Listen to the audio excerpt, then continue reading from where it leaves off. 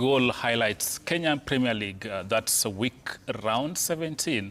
And as earlier promised, these are quick fire segments. And I have with me my long-term friend, but I've not seen him for quite some time. I'm talking of Salim Ali. He's a veteran coach in the Kenyan Premier League, right now serving as Technical Director, Nairobi United, or Naibois. And of course, to my far right is John Otieno. He's the captain, Nairobi United. Salim, karibu sana bwana. Good to see you. Thank you. It's been ages. Yeah, just doing well? busy. Yeah, not bad. Doing okay. John, karibu sana, Sporty Monday. Thanks for making time. You're welcome. Coach, yeah, you are basically a coach anyway. What's going wrong at Nairobi United? 3 games, 0 wins. What could be the problem? I think on your side, you should tell us what is the problem. No, because from the technical perspective, yes. For us, it's an experience that we're gaining. We have to take the takeaways in those 3 matches. Nairobi United, of course, surprises everyone for the last season. And of course, joining the Confederation Cup. But of course, there is a big expectation that everyone wanted. But I believe the boys have done their best in the situation. Playing Wydad, it's not an easy side. Playing Maniema, who have the experience, versatile experience in that level, playing Azam again, it's not an easy thing. But for my boys, I believe that they've done wonders. They've played very well. So there is no problem in the team. Probably first stage, this is your first time, and for you it's a first time. When you guys qualified for Africa, there was the question, are they going to make an impression? Will they just make up the numbers? And there was the question of how do they prepare? Probably need of quality signings, players with experience, probably players who played at this level before. Do you think, had you done things differently, the results could have been different? Not really. Yes, we've done differently according to what they've surprised us.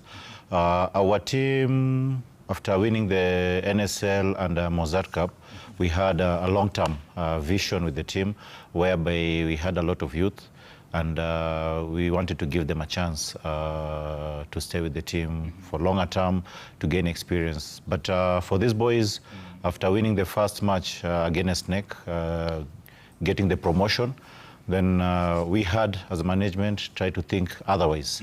After winning at OL, of course, definitely, when you go to group stage... that was big, actually. Not many people gave you a chance against Etoile. Yes. So after qualifying to the group stage, of course, the long-term changed to our short-term and long-term, whereby we had to bring some experience, some foreigners to try and stabilize on the group stage, which we were very sure that the youth players that we had, of course, they'll take time in that level.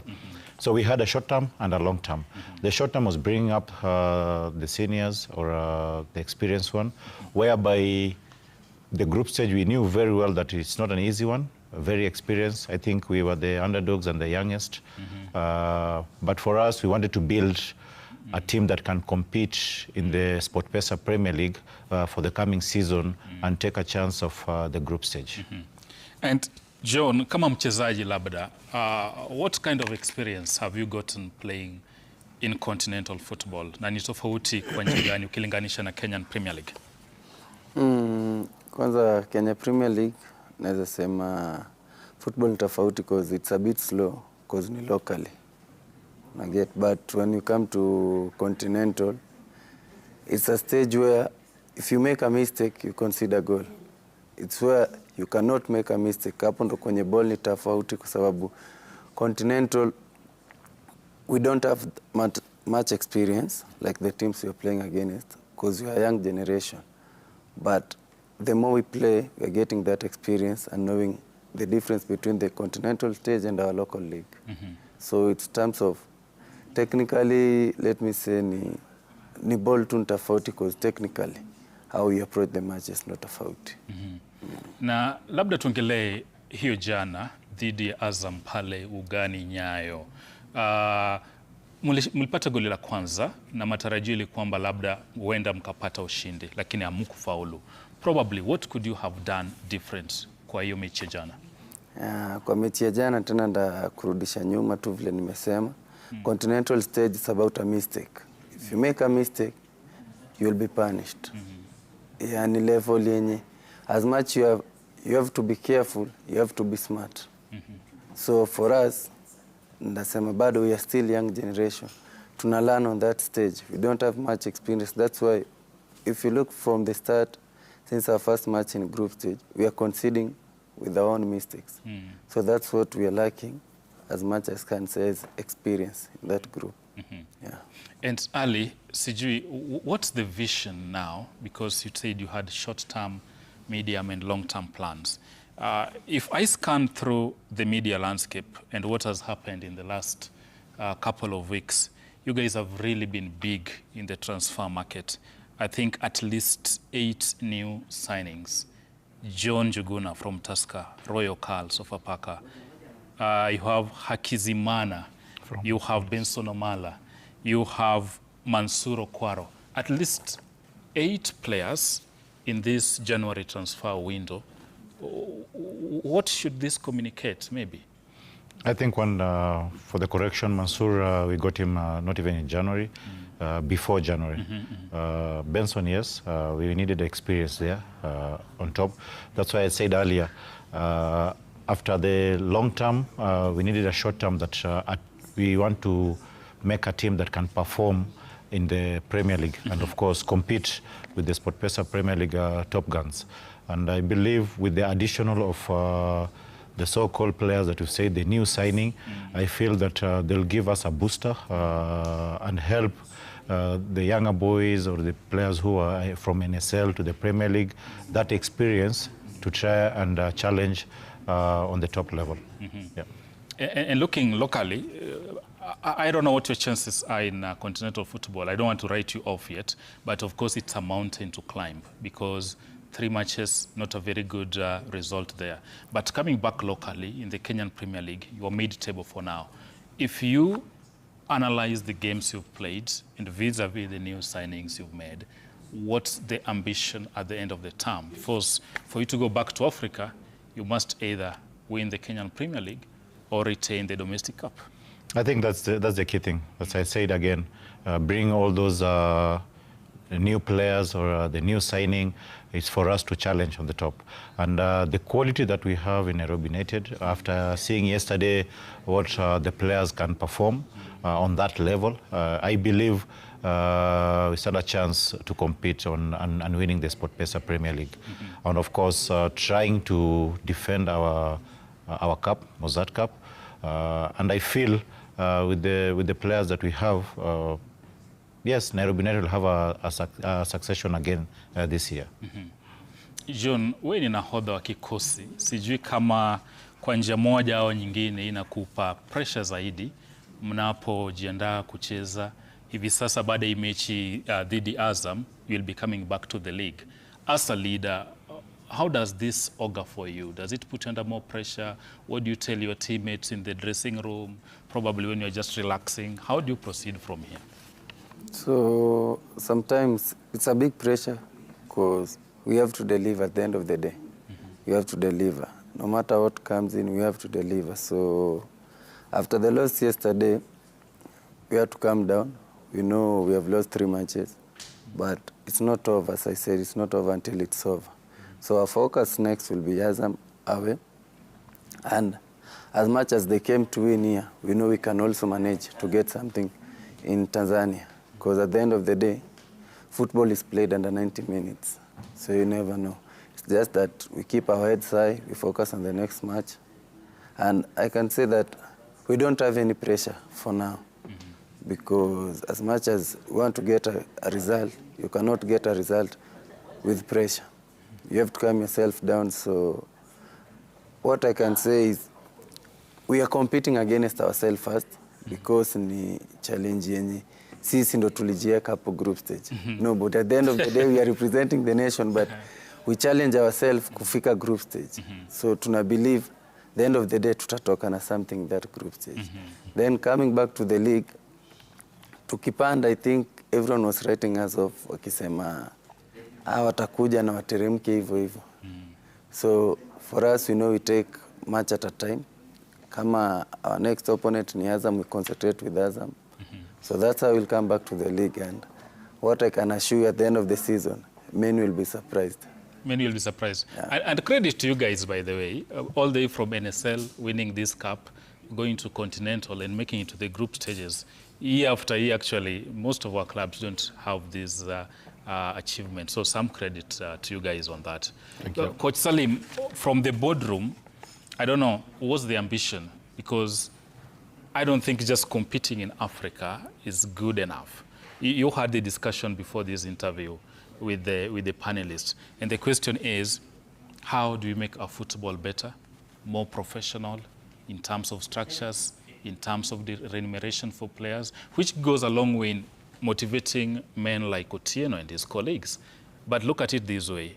Nairobi United, as at now, you don't have a stadium of your own. You have to either lease Nyayo or Kasarani for the matches.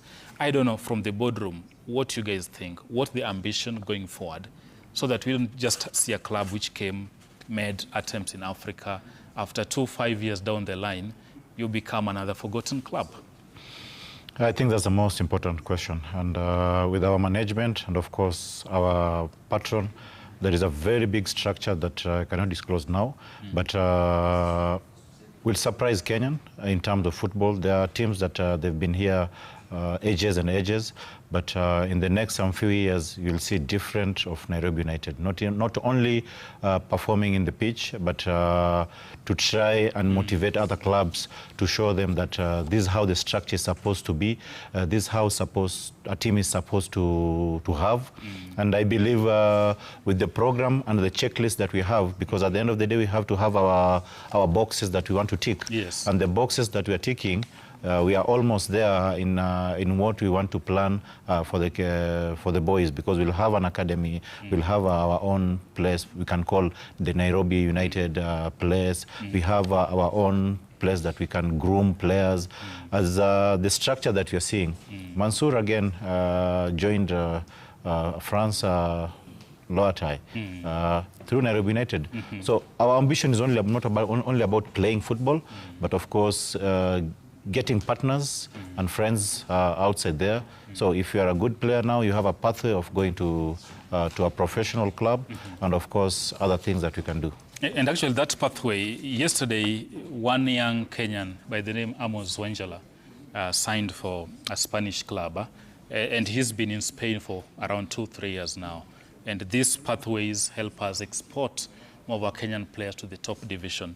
And if I take you to AFCON, you saw the quality of football and the intensity, every single mistake being punished. And Kenya, we've not been keep competing there for quite some time. And if you watch the AFCON and come back locally, you see the gulf in class between the African giants and Kenyan football. Now, as a technical director, this basically falls on your doorsteps. In nurturing players, you have this transition, so on and so forth. You've talked of the academy.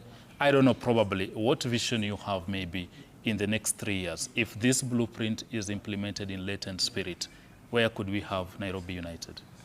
I think it's not all about Nairobi United. It's all about Kenyan football or Kenyan fraternity. For the AFCON or the standard of players and teams, there must be a join. There must be a join from the government, from the Ministry of Sports, from the Federation. I can just give you an example of Tanzania. Tanzania in East Africa now, they are the powerhouse. Not because they've done something special, but they did sit down and try to think about their structure. When you look at Tanzania teams, 4 teams are competing for the last 2-3 seasons. They are competing in CAF competition. And when you look at that pathway, they have it. There is better players who are being groomed in those teams that they are playing in the and they're attracting some of the best players from the continent. Like yesterday when we played against Azam, yes. 6 players were from the AFCON. When you look at Nairobi United, first half, 9 players are locally. They don't have any experience of the Premier League, level, and yes. of course, and that level. So when you see such kind of things, just recently we played Chan. So after Chan, what is our vision as Kenyan? It's the federation tried to push Kenyan clubs and support them to try and have 2 or 3 clubs in CAF competition. Then after having those clubs in the CAF competition, there is always an experience that's coming out. So that we can say we are a little bit prepared for the AFCON 2027. So those are the pathway or a structure that maybe in football, it's not only one person or one organization to sit down, it's a several organization and talk about it and see how it's best for, even if we create an academy, it will take ages. But this academy, in terms of the youth and everything, do they play tournaments? Do they play leagues? Is their pathway right? Are we having teams that are competing in Confederation Cup or in Champions League? So sometimes it's not all about youth, but how is the pathway that... Absolutely. Yeah. John, finally from you, the fan who is watching home, and I know some of your teammates are watching, as a player, as the leader in that dressing room, what pledge can you give to the Nairobi United fans who come in every week just to cheer you guys on? What's your ambition shot in the league more so, and also in the FKF Cup? First and foremost, I say thank you to all of them, because it's not easy for one to leave his job to come and support us in the pitch. And second, we know we have our goals. First is to defend our domestic cup, Mozart. Then we are competing for the league. So we have a slogan which we always go by, lazima iwak. Lazima iwak. Lazima iwak. So no matter what, we believe in ourselves na tunajua lazima itawak. Lazima itawak. That's drawing from Governor Sakaja, and he's brought that cue. How pivotal has been his support? I'm seeing him every time with you guys. I think on the weekend before the match, you guys were taking a stroll, I believe, in the park. Yeah. How pivotal has he been to the team? I think I've worked with several presidents of clubs, the teams that I've been coaching. But for our boss now, it's surprising me because in terms of details, in terms of understanding, he's always on point. And not only for players to play or to get results, but he's someone who follows the players outside. As you can see there, is someone who wants to know each and every detail to the player and the family. So I believe it's someone who I can say is a leader, who always doesn't look on himself, but look on the others. So I hope we don't have stories and tomorrow we want to be reporting John has led his teammates in boycotting training over bonuses and salary arrears. I hope that's what... I think he can confirm. Until now, everything, we've settled everything in the team. And of course, for them, they keep on challenging us. So anytime they challenge the management, the management try and give them what they've challenged us. Absolutely. Yeah. Of course, it's 6 minutes past the hour, and that's where we have to end our quick fire segment of